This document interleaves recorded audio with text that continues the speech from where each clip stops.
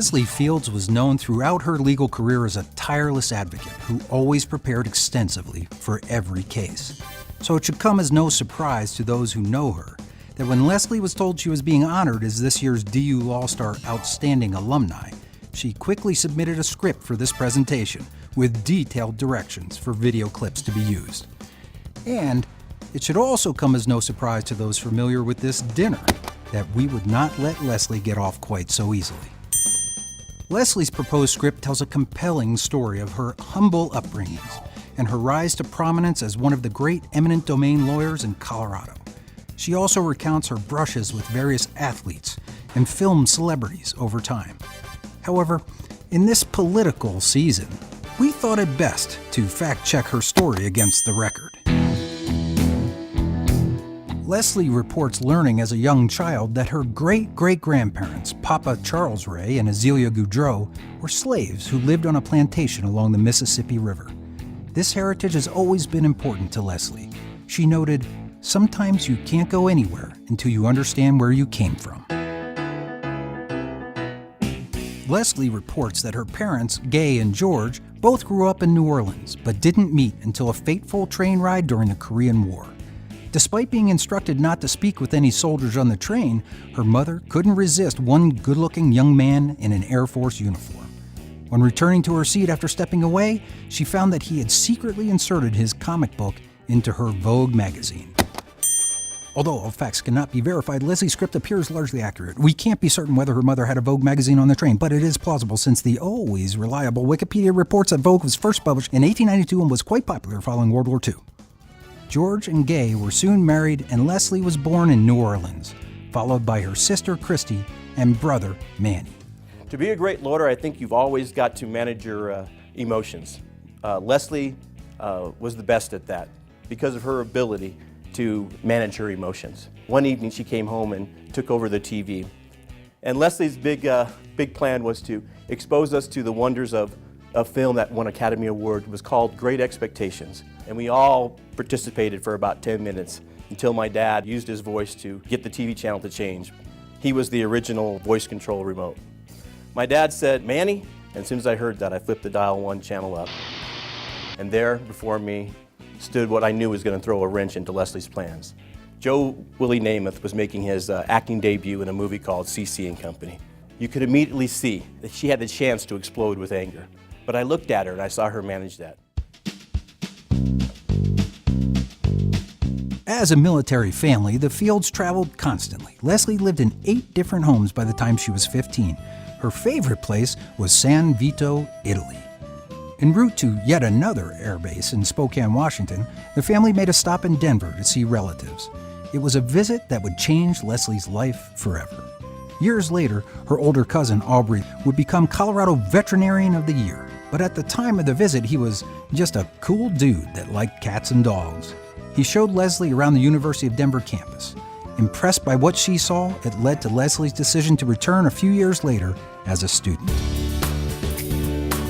While an undergrad at DU, Leslie worked in the athletics department to defray expenses.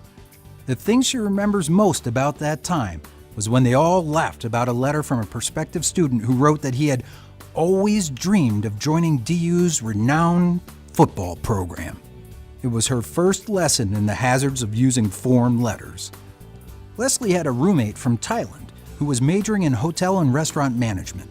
Leslie believed she and her roommate had a lot in common until they discussed their plans after graduation. Without batting an eye, the roommate told Leslie that her father would be buying her a hotel to manage. Leslie called her dad that night to give him some ideas for appropriate graduation gifts. Following graduation, and inspired by Barbara Walters, who became the first woman to anchor the evening news at a reported salary of $1 million, Leslie seriously thought about a career as a journalist. But she ultimately decided to go to law school.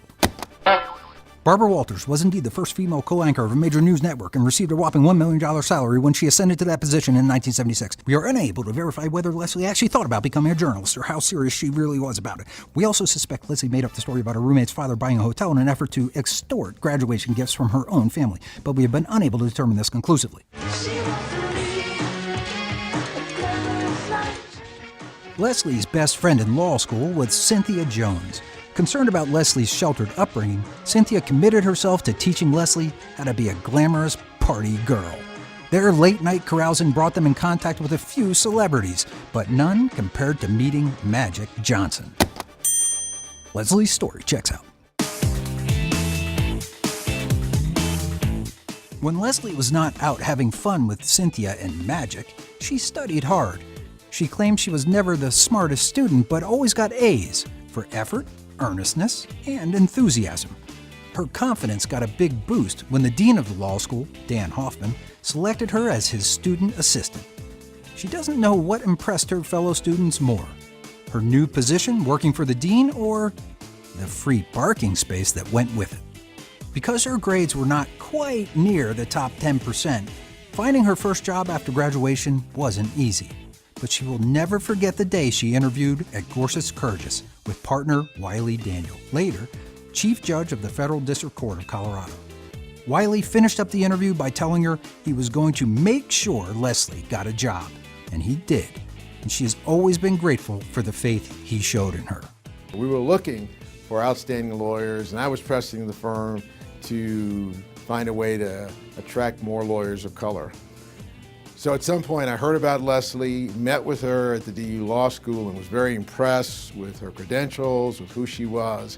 And I told the firm, we must interview this person.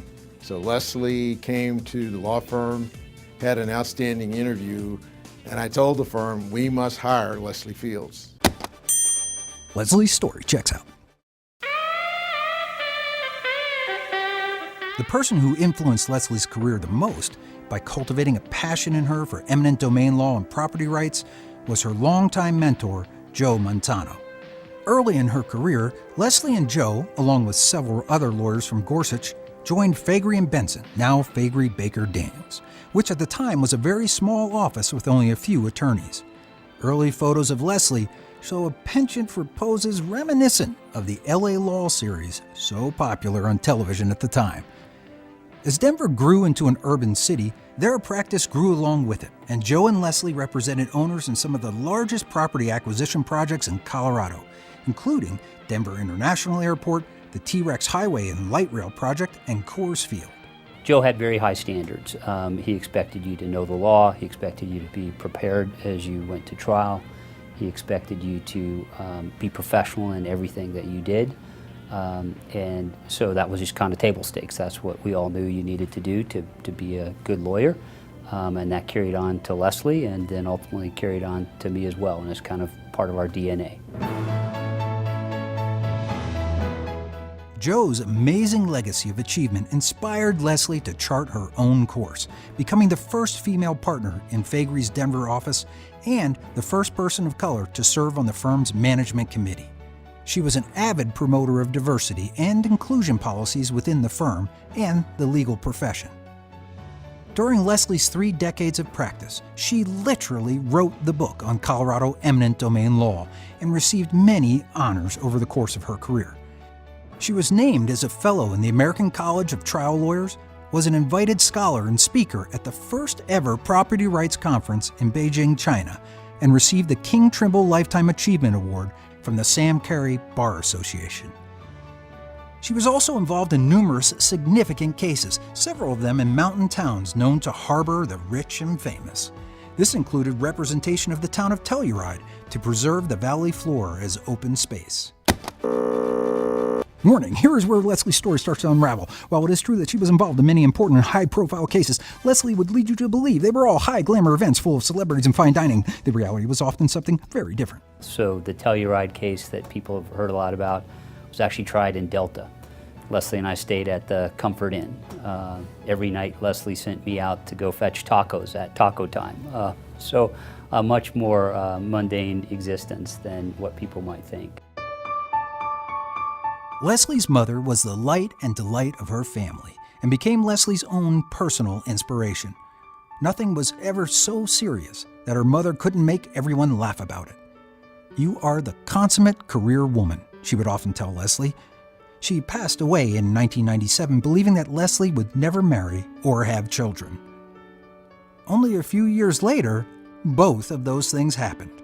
Leslie met her future husband, Jeff Howard, at a party for the Denver Film Society. Carrying on her infatuation with celebrities, Jeff was a Hollywood production designer who won an Emmy for a little TV series back in the 80s you may have heard of. Jeff and Leslie carried on a long-distance romance between Denver and Los Angeles for several years, and then eventually got married in the Evans Chapel on DU's campus. Jeff and Leslie have one daughter, Anna Fields Howard. Anna just started her freshman year of college at the University of Southern California. You know, we're just so delighted to be at this point in our lives. I'm an artist, Leslie's a lawyer. You might think that that's a mixture of oil and water, but in a sense, if you emulsify that, you can make a great vinaigrette. And I think that's, the salad is our daughter. Leslie's story checks out. Leslie retired from the practice of law in 2014 to spend time with her daughter and husband and enjoy other pursuits. She and her family travel regularly. Leslie climbs mountains, and she is active in the DU Law Alumni Council and Professional Mentor Program.